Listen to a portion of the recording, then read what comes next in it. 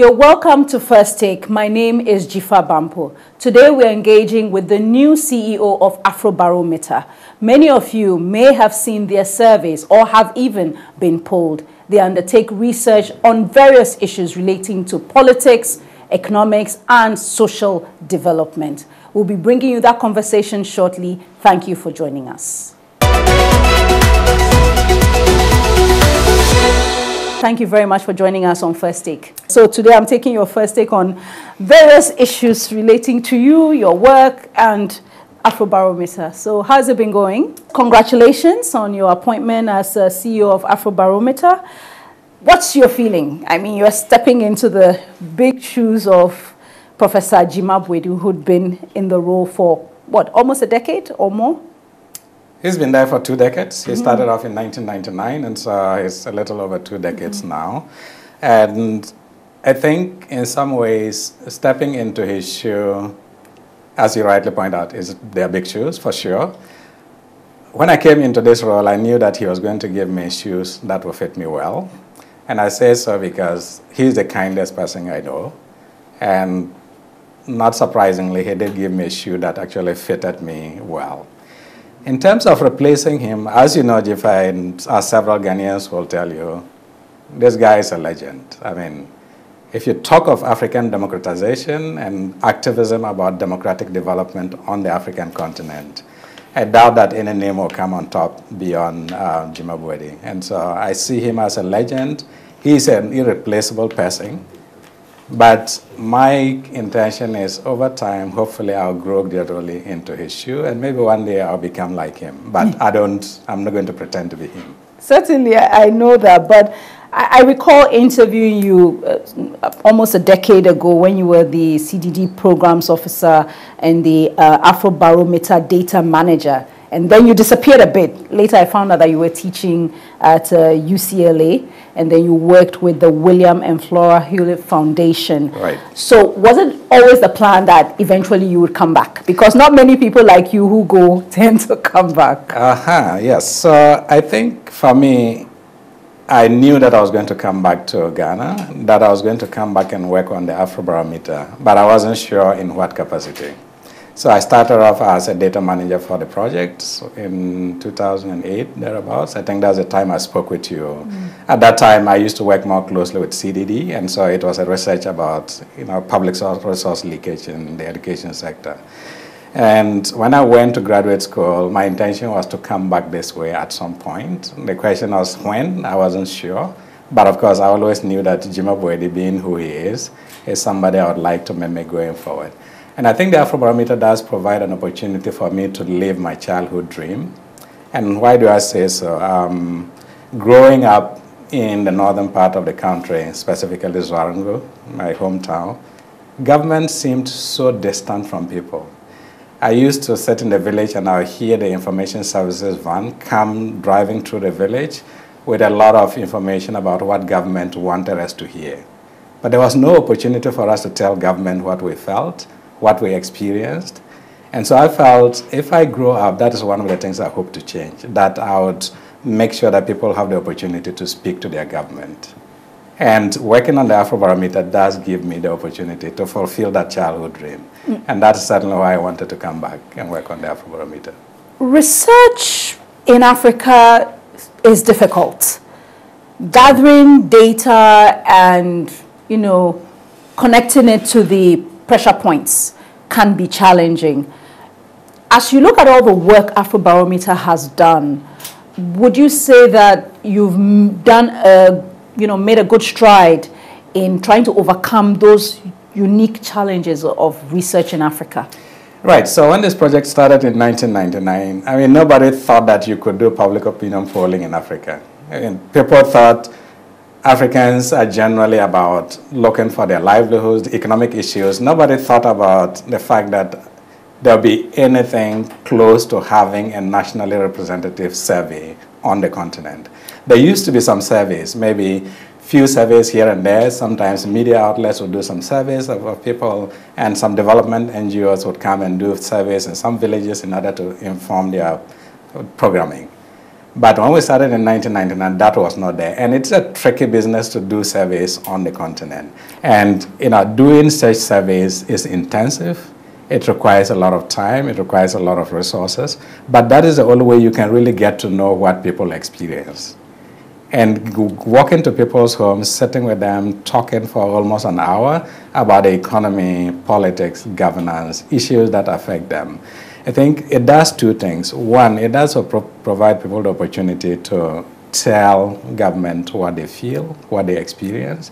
But it also allows us to say if governments are investing in development, if international NGOs are investing in development, if development partners are investing in development, how does it reflect in people's lives?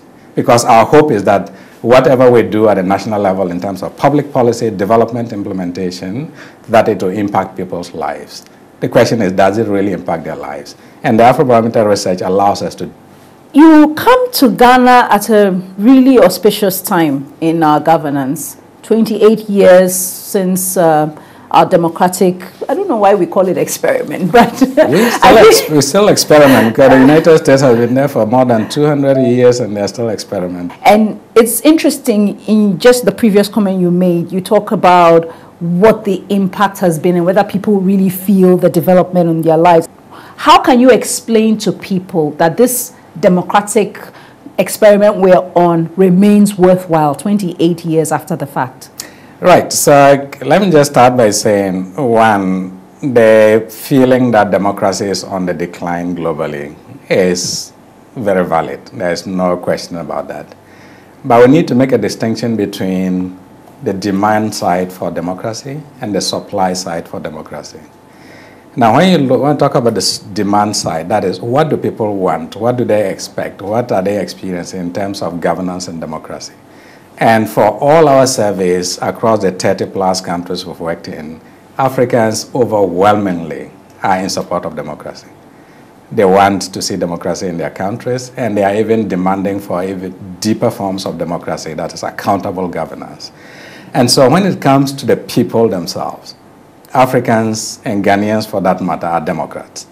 That governments are responsive and accountable to the people, that parliaments play their oversight role well, that the media holds the president accountable, that the judiciary is able to do his work, and that even if the president doesn't agree with the decisions of the court, he has to abide by those rules, and that presidents should accept term limits.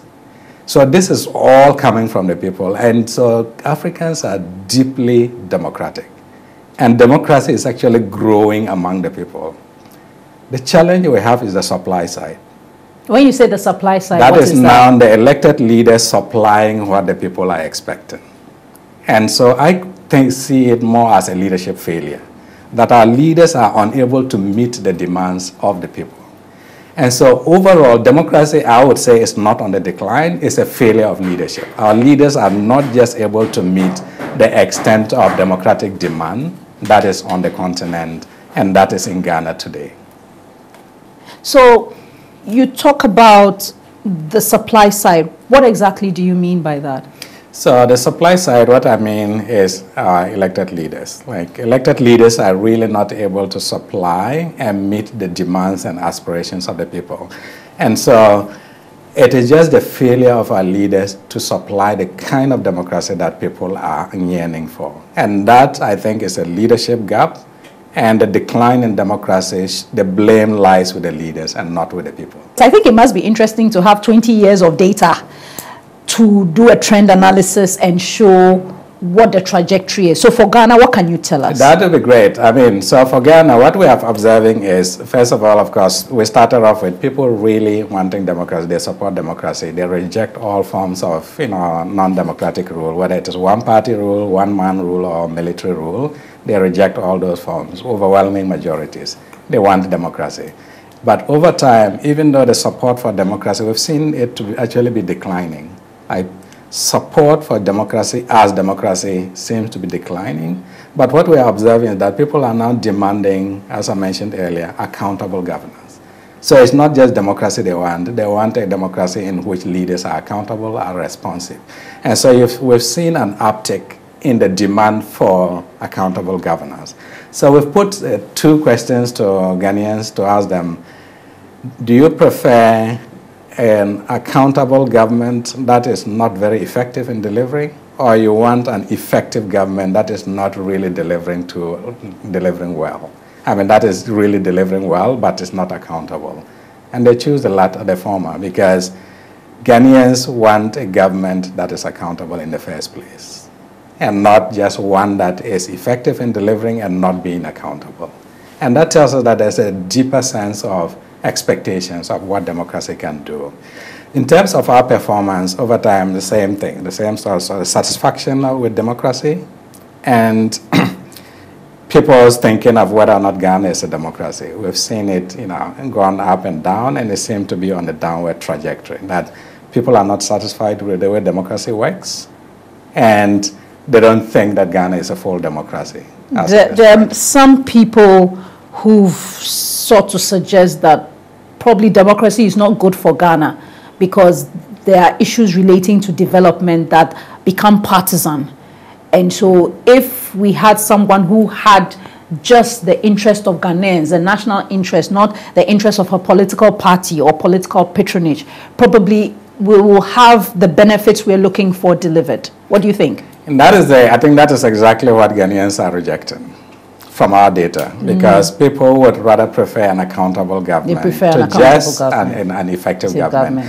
Because there's a lot of pride in Ghanaians to feel that they have leaders who respect them and treat them with dignity, and that even if they are not effective, and I know that my government tells me exactly how much resources they get, how it is spent, and even if that spending doesn't really deliver on what I'm expecting, the thinking is that you have been doing exactly what I want you to do and I expect you to do.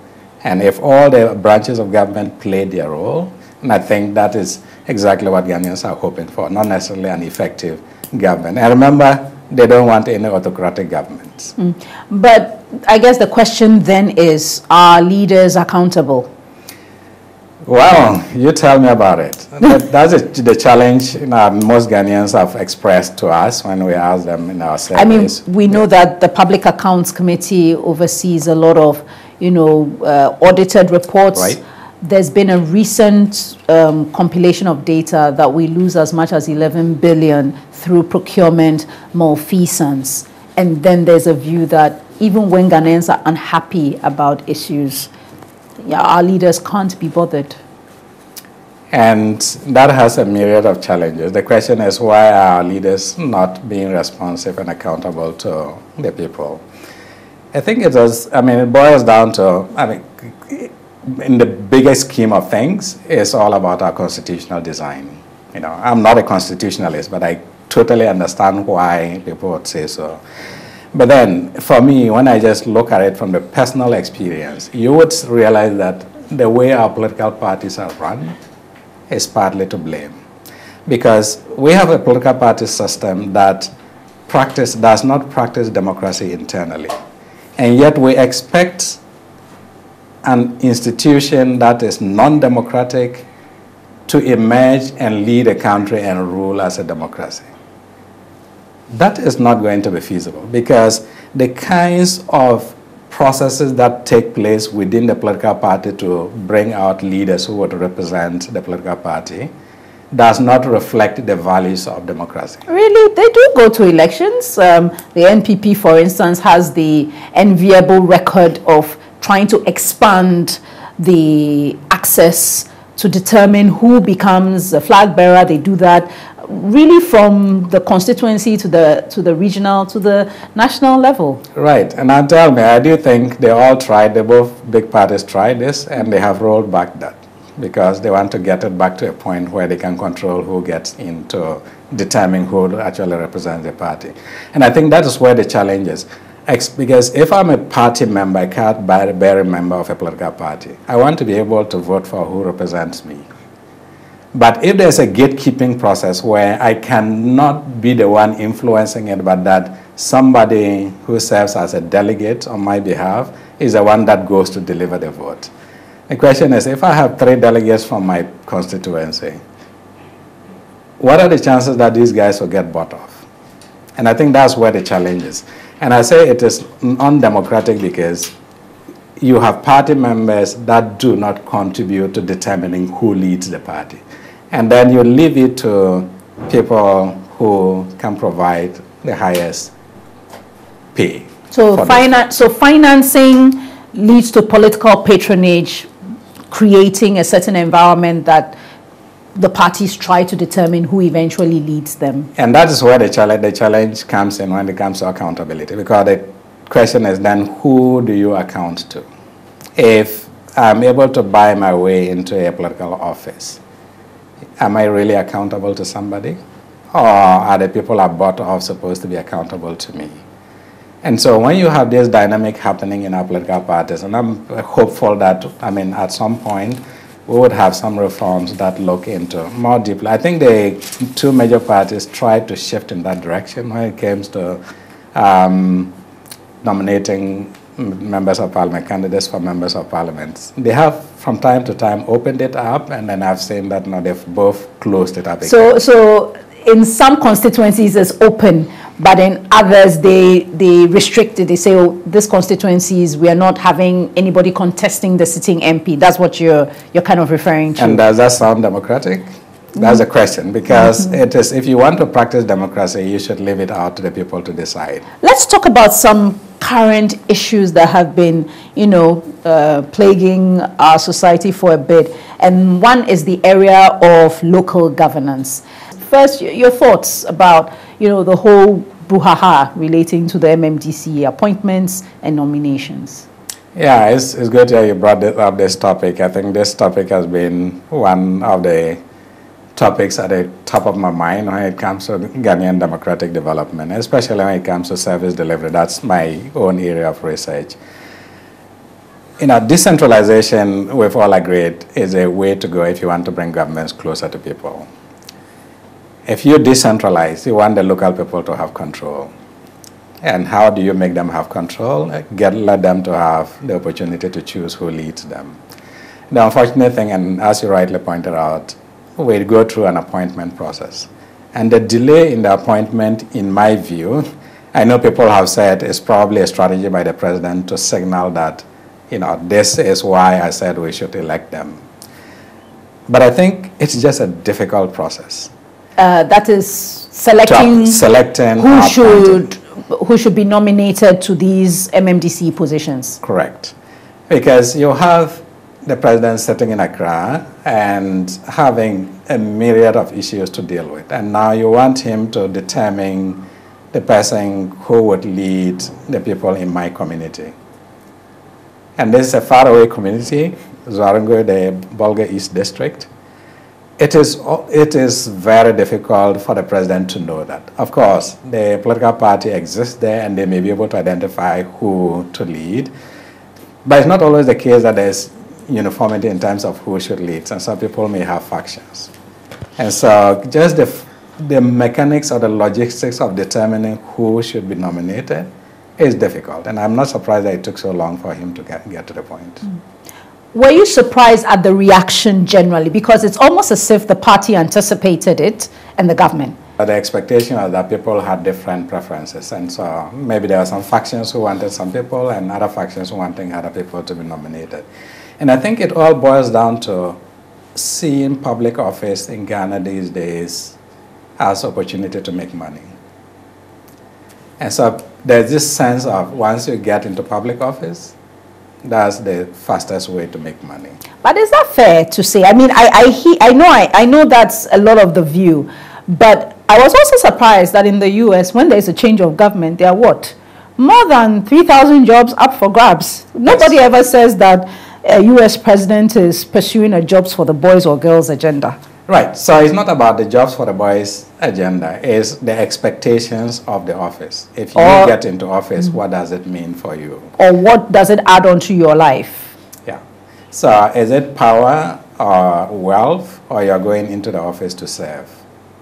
And those are completely different things, because if you're going into this office to truly serve, as the Minister of Local Government said, if you are appointing somebody to serve the people, why will people fight over wanting to come and serve people?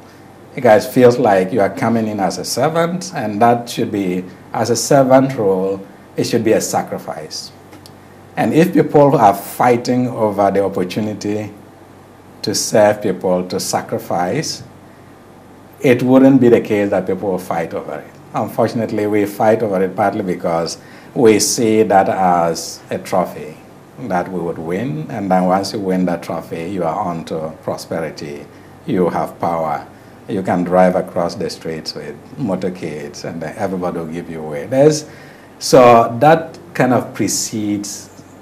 When I heard a local government minister say people are coming in to serve, I begged to differ. I don't think people see this as an office for service. And just to square it up, I know that also connects with the gender issue you raised. Yes. Because there are some people who feel that for people who get nominated to these roles, they get nominated because they contributed a lot to the party at the local level. Yes. And so why would you bypass somebody who has contributed a lot to the party and then give it to somebody else? And the question then becomes, is it a matter of being able to deliver for the people or being able to contribute to the political party? What can we do to increase the number of women in these roles? Significantly, the Accra mayor nominated is a woman. Hopefully, when the assembly votes, she will get through. That's the first woman in a big, mayoral role we've seen. What can we do to push more women in? So, I mean, there are a couple of things. One, just making sure that the process of, especially given that the president has the power to nominate, to prioritize that, to see that as a priority, just like you mentioned earlier on using quotas. Because this is an opportunity. It's not that people are voting to elect. This is an opportunity to really nominate people. And there's no reason to bypass women simply because of the fact that somebody or a guy has contributed more to the party. I think it's more about who in this constituency really cares about the constituency matters and can deliver for the people. And you should judge people based on that more primarily. And I know that, of course, contribution to the party is in different ways. It's either you're able to canvass votes, you're able to do other things that come in. And so just looking at the different variables that brings somebody up to a level where you can say they have contributed enough to the party to make sure that at least you nominate as many women as possible into these roles. Because this is just the opportunity to be able to do that. And the president is the final, it's like having one voter for many people. Once he votes for you, you would go through. And so why not vote for women to take over? Currently, the approval processes are ongoing across the country in various assemblies. A few nominees have been rejected. Right. Yendi, Cape Coast. Yeah. Do you foresee many rejections ahead? I mean, what is your outlook for that? I think that will depend on the nominee and then, of course, the district composition. The question is, why are they being rejected? Is it really being rejected because the members of the assembly truly think they can't lead the districts? That's one thing. But giving the importance and relevance of the local government in development, I do think it's best for the districts to have their district chief executives in place sooner than later, because we've already delayed and we need to get things that got done at the district level. So my hope is, even though I have no idea whether or not there'll be more rejections, my hope is that people who have substantive DCs or MMDCs in place, hopefully before the year runs out. Have you heard of perception of, for want of a better way of putting it, paying for these approvals? That some of the nominees have been accused of either paying monies to the members who are required to vote or engaging in acts that seek to influence their votes? So I haven't heard of this view at all. I'm not surprised. It's something typically that would happen? I'm not surprised that it can happen because it does seem like, just as we talked about earlier, it is about how much you're able to pay people off. And so if within the political party, the nomination process was such that people had to pay to win delegates. I can imagine that when it comes to the approval process, the immediate thing you think about is, how can I pay these people off so that they vote for me? Or so that they approve my nomination quickly. Right. Is that something we can ever eliminate? Because you hear the perception of cocoa season for party delegates, then the assembly members, maybe this is their chance to make something before, because after they approve this individual, hey, it's the next 4 years. You know, can we ever eliminate all of these? And if we can, how? Well, can we eliminate them? I'm not sure about that. We can make an effort to minimize it, and then minimizing it is just by making sure that the entire political process is run in a way that is open and transparent to everybody, as opposed to limiting it. Because as long as you restrict it to smaller numbers, then the buy-in becomes an easy, you know. But if the numbers are large, obviously you can't buy off everyone. Yes. Or larger. So, because the larger the numbers, and then of course in my research area, there are research that shows now, and once you have larger numbers, people will tend to provide more public goods. Because you're providing public goods because it goes to benefit everybody, and then you can please people in that process. Should we elect MMDCEs on a partisan level? Personally, no question about that. We should. Yes. Okay. And I say so, and I know I've made these arguments elsewhere, that if you want a government of the people, for the people, you really need to let them have control. Like, they should determine who leads them. And I would be more thrilled to go back to my village in Zwarango to go and vote for whoever becomes the district chief executive than to walk in there and then there's an appointee who doesn't even know who I am.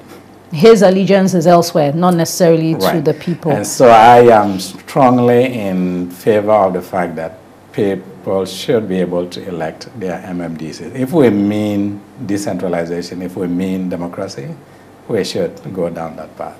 Yeah. Another issue that has generated a lot of discussion is the government's decision to procure a new presidential jet for the country. Now you're taking me down a different path. Okay, yes. And we've, at my station, TV3, we've spoken to some Ghanaians who feel that the cost, which we know is estimated at some $100 million, it could be more, the procurement processes have started.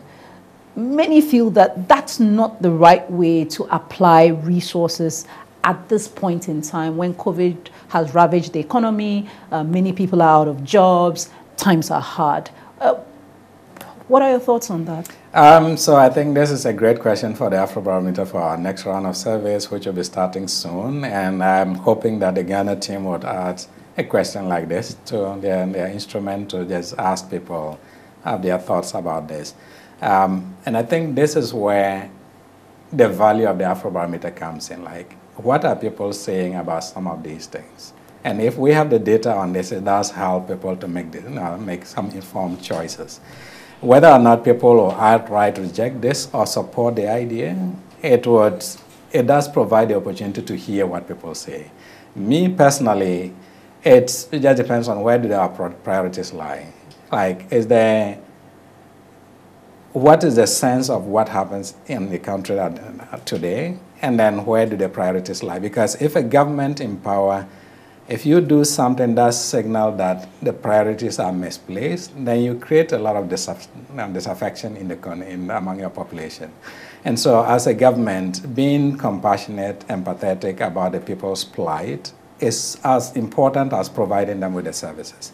And letting people know that the decisions and actions I take them, but taking into account the fact that I know how you feel, I know how your life living conditions are, and we make these decisions because of A, B, and C. And so in this particular instance where there's a heavy expenditure to be incurred, some kind of relationship that will allow people to see the value of it. Is there a reason for it? And if there's a valid reason for it, I don't think Ghanaians would object. But if I don't know, I have no idea, and I know that my living conditions are bad, I'm hoping that I'll get a job, I don't get a job, and I hear this somewhere that somebody's going to buy a jet, $100 million, then it creates this sense that, okay, we have the resources, but you don't want to spend it on us.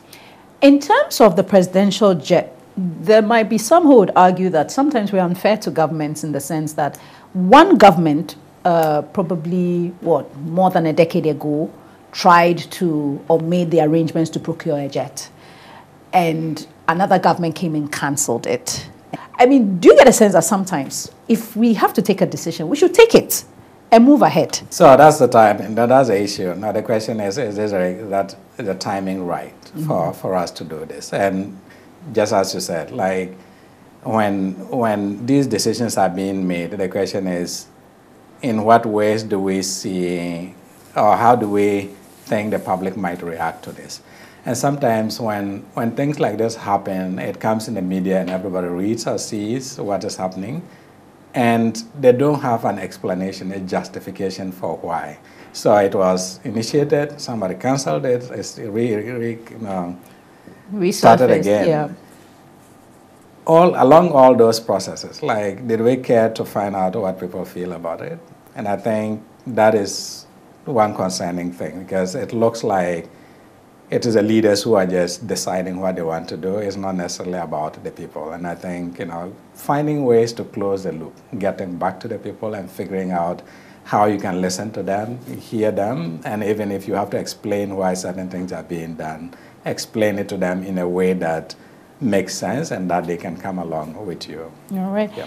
Now, as part of some of the key issues happening in country, there's a lot of youth despondency. A lot of young people unsure about what the future looks like for them. Right. And it sparked a movement, a spontaneous movement called Fix the Country movement. First, was this something waiting to happen? Well, I mean, I'm sure everybody knew that it was coming anyway, because throughout our surveys, we have documented over and over again people's concerns about unemployment. Unemployment is one of the things that ranks high. It is actually the top. The top. The top among, and consistently so for Ghana, like unemployment remains at the top for the last several surveys that we've done. And of course, if you disaggregate it by young people, you will see that young people are much, much more concerned about unemployment than even the older generation. And so it does give you the sense that these folks are really, really, thinking about how they can secure jobs for themselves. What have we done wrong? I think it just boils down to providing the opportunities for both, government to be able to expand in other parts of the country, and then secondly, for the private sector to thrive. And I say the private sector thriving because it is the private sector that actually provides the opportunities and jobs for young people. One challenge I've always had is the way we treat and handle Accra. Accra? Yes, because everything seems to be here. And now everybody is attracted. Accra is like a magnet, attracting everybody into the center of the city. And now our population has grown significantly. Right. And that has implications. One, if the young people come here and the opportunities are very limited, what happens? You have jobless young people roaming the streets. That is not good for the country. It just feels like it's a ticking time bomb for us. Which do you think we have more of? Jobless, unskilled young people, or young people who've achieved a certain level of education, tertiary, for instance? We have lots of graduate students out there without jobs. And so I wouldn't say it is limited to a certain group of people. It is all across the board. And that is where the challenge is, because whether you are skilled or well-educated or not, just accessing jobs is a challenge. And when I started talking about the congestion in Accra is, how would we decongest Accra in a way that redistributes what we have in Accra across the country, so that we would have different centers of attraction for people? So for example, if Parliament were to sit in Brong-Ahafo region, the airport was to move somewhere to the Volta region or Pram somewhere, and then you move other big government offices outside of Accra to other regions. Then what you do is you create opportunity, like once government systems begin to move, the private sector will begin to move with them. And the services and the value chain also continue to move, and young people will be attracted to different centers. And so I mean, if you have young people congregating in the city centers, they are going to be congregating across the country. And that is where the opportunities arise. Because otherwise, it is not just the private sector that should go and put whatever it is in the Gbeho-Bampoh region. It's government that's supposed to provide the infrastructure to facilitate that. And so if I want to do a large farm in the Gbeho-Bampoh region, I'm hoping that the government would have the infrastructure in place for me to be able to do that. And I can employ more young people. And so in some ways, I just feel like it's gotten to a point that Accra needs to be decongested. Otherwise, the quality of life for people is likely to go down because everybody wakes up 5 a.m., you want to beat the traffic, you stay in the office till 9 p.m. because you want to beat the traffic, and you have no social life. Like you don't interact, you even going to visit somebody just feels like a pain because you don't want to deal with the traffic. And you can imagine what type of quality of life are you going to live if that is the type of city you're living in. And if we continue to leave everything in Accra, it's just going to continue to explode. And I think it will get to a point where we realize the quality of life here is not good. How about the skills that young people are pursuing these days? Is it that we're not providing the guidance for young people to pursue skills in areas where that's where the next job is? Because when I started as a journalist almost 2 decades ago, I had no idea there would be a job called social media manager. But today there is, or a digital content developer, for instance. Are we not providing the right guidance to young people so that we can project that in 5 years this is the next big area, so we need to direct young people there and the like? Right, so there are 2 things to look at. One, to think about how do we train people to occupy the job openings, to be able to meet some of the job demands today. And then to think about in the future what is likely to emerge. And if that is emerging, how do we train young people to take advantage of that? So if in the future we know that there's going to be a lot of automation in certain areas. And so if you have self-driving cars all over the place or electric vehicles all over the place and gas stations are going to die off, and of course, if a young person is employed in the gas station, you know that 10 years' time, it's likely that you won't have a job because they'll all be automated. And so thinking about that and say, okay, what other opportunities can we create for these young people to take advantage of? And I'm really excited about Ghanaian youth because of 2 things. One, they are really very tech savvy because many young people I deal with, they know their technology so well. And technology is just going to drive the world, whether we like it or not. The question is, how do we prepare young people to take advantage of an emerging technology world? And secondly, just the financial sector is becoming more and more technology-based. And these young guys really have that tech savvy. And so if banking is going to go online, everything is you have a cashless society. How do we deal with that? And then how do we prepare the young people to take advantage of doing, things in the IT sector that they can take advantage going forward? So for me, I do feel like in addition to training for the jobs of today, and of course, when you started it off, I was like, well, the jobs are not even there, so what are you really training for? Because you don't really have the opportunities. It's not that people are not qualified. There's not just the opportunity to do that. And that can create a disincentive to training because if I'm going to train and I know that I know somebody who has an advanced degree in something and is not getting a job, it creates a disincentive for me to want to really do anything, to invest in myself. But I do think, training people for today's job, training people to take advantage of opportunities that are going to emerge, whether it is self-driving cars, it is anything that is technology-based, I think would be useful. Diversity. Diversity has become another issue that has dominated the Ghanaian political discourse. Achimota School and the Attorney General's Department are headed back to the courts over the admission of a student who affirms a belief in Rastafarianism. And the Muslim community have also recently, just 2 days ago, filed another petition with the National Peace Council. What are your thoughts about how we're managing that in the current, environment in Ghana?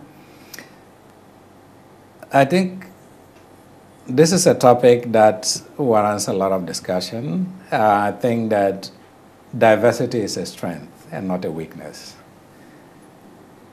The challenge we have is probably twofold: a generational thing, a generational gap thing, because the younger generations and what they hope and aspire for and wishing that things will change in that direction seem to be resisted by the older generation, who feel like things should remain the way they were when they were younger.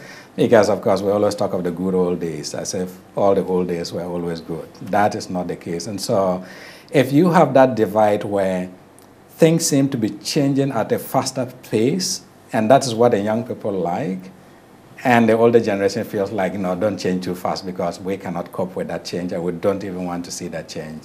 That's where you see the clash. So there's a push-pull effect. We have older people in these leadership positions who are meant to, provide the guidelines, legislative documents to implement, rules that allow diversity. But we are not seeing that from the older generation, but the young people have adapted fast. That is, since you have the young people adopting things that the older generation doesn't seem like they are willing to accept that. And the example you gave for Achimota, you have rules that are in school books for decades, and you want to continue to enforce those rules. Nobody takes the time to step back and ask ourselves, do these rules really make sense? Or are they applicable? Are they applicable in again this at this time? morning era? If we don't do that, then you continue to live in the past. It's like the sense that these are the rules that have been there, and I hear people say rules are rules. Rules are rules only if they are applicable in the modern times. If things have changed over time, you don't stick to all rules just because they are rules and they have to be implemented. And in that case, what has it got to do with if you leave your hair long? Why would that impact your academic performance or your discipline? Coincidentally, the young man has been doing very well in school. But there are also those who say that this should go all the way to the Supreme Court so that there's a total finality on this matter, not just for people who are firm to Rastafarianism, but for anyone else. What are your thoughts on that? I think diversity is a good thing, and we should aim to be more compassionate, more kind to other people, and accepting of everybody, regardless of who you are. I think whether you are a woman or man, whether you are tall, short, black, whatever, because it is in that diversity that we find strength. And Ghana is a deeply religious country. We all profess to some kind of religion. And for all the religions I know, they all teach compassion. They all teach acceptance. They teach us that we should be accommodating. And of course, the golden rule, treat others the way you want them to treat you. And so we have all of this, and we are deeply religious. But then when there's an issue of diversity, like minority groups, there's this sense that they should not be what they want to be. And I think that is where I see the contradiction. Who should be doing more? Is it just the government, or we have all these other civil society institutions like the National Peace Council, for instance? Should they be, more determined to push this through? Because they keep talking about engagements, and these engagements have been going on for quite a long time. I think it just takes everybody to think about what their own values are. Because if I do want to live by the principles and values of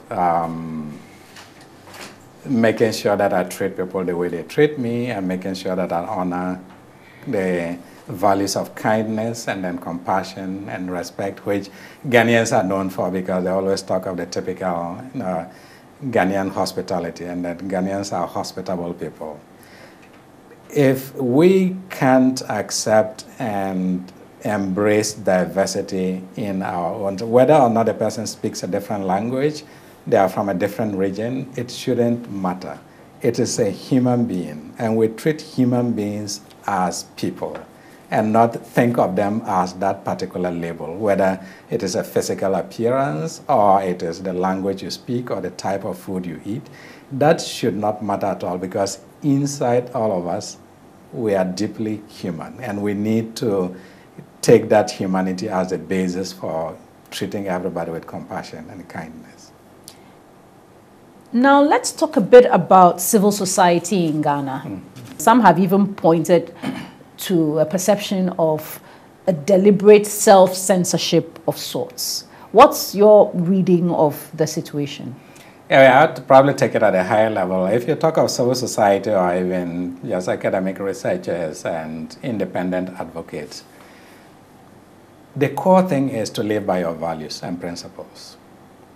As long as you stick to your principles and values, you would face criticism. I think that is where civil society can sometimes fail. Because if you have a certain principle about a particular subject or topic, it shouldn't matter what government is in power.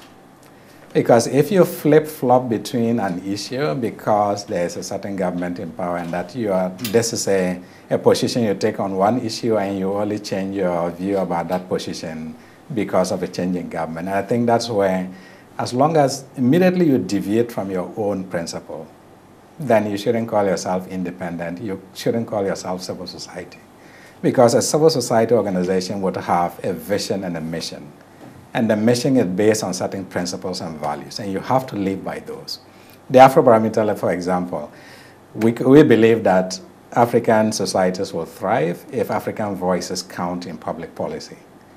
And that is basically what we seek to do, to bring people's voices into policy making. That is a principle we stand by, and we want to be open and transparent about the process. We are very rigorous about our methodology. Whatever we do is in the public domain. We don't hide anything. It's true that a lot of what you do is in the public domain, but isn't it the case that a lot of the survey questions also do change? And some may feel that the questions perception may be skewed at a certain point. So I remember, for instance, there was a question sometimes in the survey of 2015 which asked about what Ghanaians felt about the government and whether it was moving in the right direction. Right.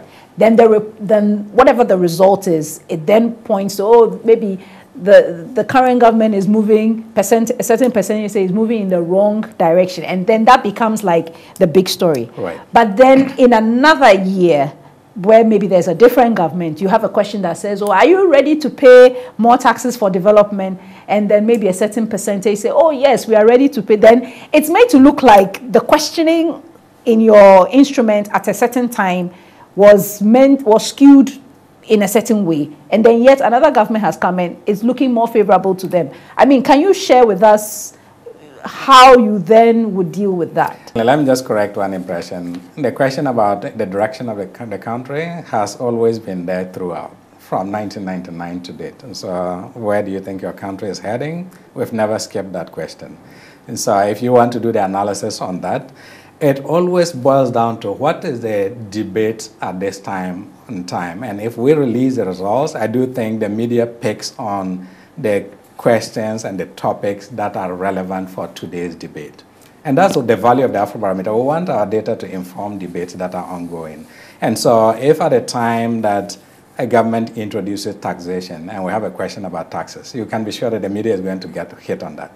It's more about the selection of the media than what Afrobarometer does, because we have a standardized instrument that we apply to all the 30+ countries that we work in, and we don't pick and choose questions based on, the political environment of the time. Sometimes we do select topics that are of importance. So, for example, these days, there's a lot of debate about MMDCs in Ghana. You can be sure that the next round of the survey, we will try to ask questions about MMDCs. And so that then, because we do that because we want to bring in people's voices into the debate. So we don't leave it just to people who have access to the media to talk, but that the ordinary people can talk. And so, yes. But isn't there a real danger of not wanting to hurt whichever administration is in office? I remember there's a recent survey document released. I think it was a post-election survey report. And the current administration tended to disagree with a good number of items, whilst the opposition said, this vindicates our position. So isn't there always the danger that maybe as researchers, civil society, independent voices, you may buckle because You don't want to be seen to be favoring one person over the other, yet they're using the research to do that. We don't come in as being, because researchers don't think about favoring one person or the other. For the Afrobarometer in particular, we just want to project what people's views are. And whatever their views are is exactly what we report. Whether or not people interpret it in a way that is, whether they see it as hurtful to them or it is helpful to them, that is not our concern at all. As researchers, we provide data as independently as possible. People take it and interpret it. And if you think that these views are not favorable to you, you should ask yourself, why are they not favorable and can I do better?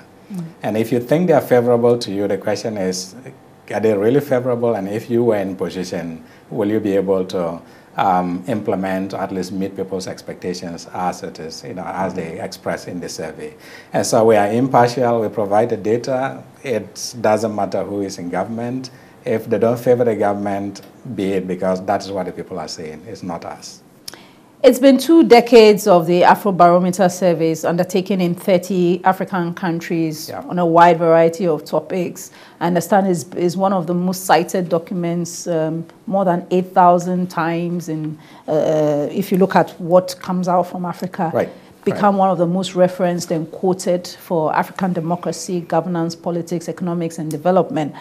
What's been the driver for such success? Well, 2 things. One, the initial leadership. So Professor Jima and his colleagues, Professors Michael Bratton and Bob Mattis, they initiated this and they went into this with their whole hearts. They really wanted to have an African survey network that can prove that opinion polling can be done in Africa and done well.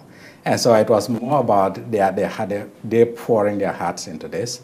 But beyond that, since 1999, we have been focused on certain core principles, and I'll mention them. First is independence, transparency, service to the public, rigor.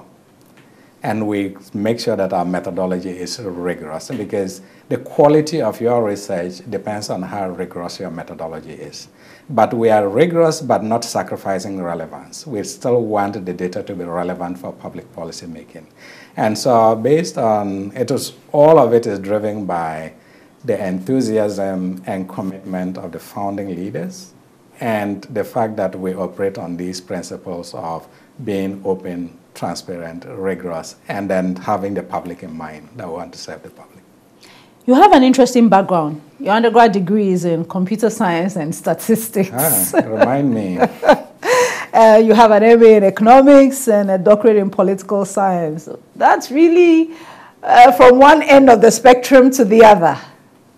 I would say some of it, maybe most of it is accidental and some of it is by choice. By choice because I started off my academic studies largely from the pure sciences. Chose to do statistics at the University of Ghana and of course combined it with computer science. Economics was just curiosity. I was like, okay, there's a lot of application of mathematics in economics. I like mathematics. I don't know how it applies in economics, and so I'm just going to try it out. And eventually I loved it because I did both econometrics, which is just purely mathematics, and then health economics, which is an area that I'm keenly interested in. But beyond that, of course, looking at economics, you can always realize that economics will only thrive when politics allow it to thrive. And so I wanted to find out the nexus between economics and politics. How do I understand politics to understand the economic system actually operates under a political regime? And that's why I went to do political science.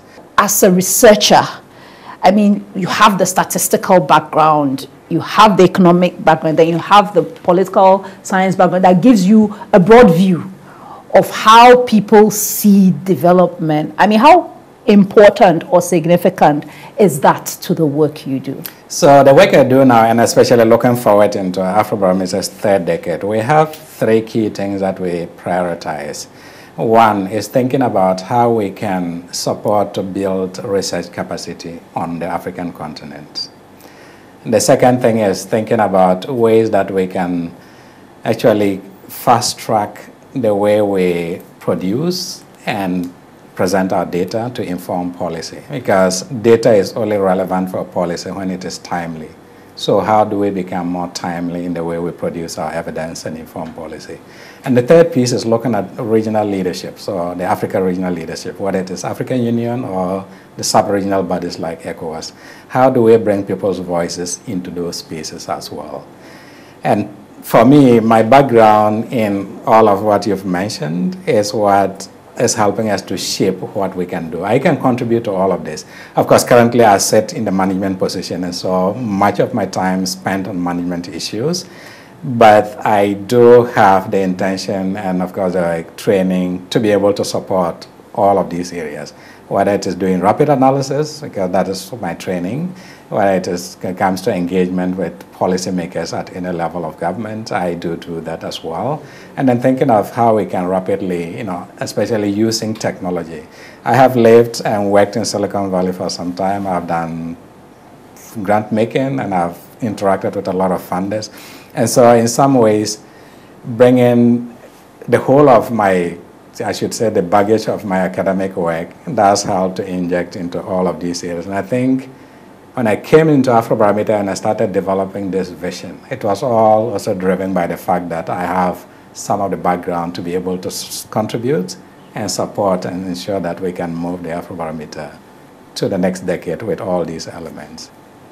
When you finally eventually decide to leave this role, what would you hope to have achieved, or what do you want the legacy to be? Right, so the big legacies, two of them. One, that the Afrobarometer data continues to be relevant and used on the African continent. Previously, the data used to be used outside of Africa more than it was used here. So we're investing more to make sure that the data is used here to inform policy. Really? Yes. Most of us journalists use it so much. But then outside there, they use it even much more than you do here. And so I think that is what we want to bring home. How do we bring that home more? The second component of it is, if by the time I'm leaving Afrobarometer, I feel like we have a strong cohort of people who can pull this data, analyze it, and use it for their own advocacy. Whether it is civil society, whether it is government researchers or parliamentary research associates or assistants, that they can, because its data is available, you can pull it, make an analysis, write a report out of it, and give it to somebody to say, this is the data, what the data says. If you are going to debate this policy, take this data, and this is what the people are saying, and use that to inform. And I'm hoping that we'll be able to train a cohort of young people on the continent to be able to do that seamlessly. All right. Thank you very much, Dr. Joseph Asunka, for the very, very insightful, views about the Afrobarometer. And I hope that we'll get another chance to talk again. Thank you, sir. Thank you so much, Dzifa, for the opportunity. I'm really glad. And thank you from the whole Afrobarometer family to you. I know we appreciate the work you do and we value it. And so we'll continue to engage with you in whatever way we can to contribute to your programming. Thank you. Now, we can't shake hands, but at least we can give each other an elbow bump. So there you go. All right. Namaste. Thank you. Thank you. All right. All right. And you've been watching First Take with me, Dzifa. I've been speaking to Dr. Joseph Asunka. He's the CEO of Afrobarometer, and he's been talking to us about research and how it's connected with all the issues relating to politics, economics, and development. Thank you for watching. Goodbye.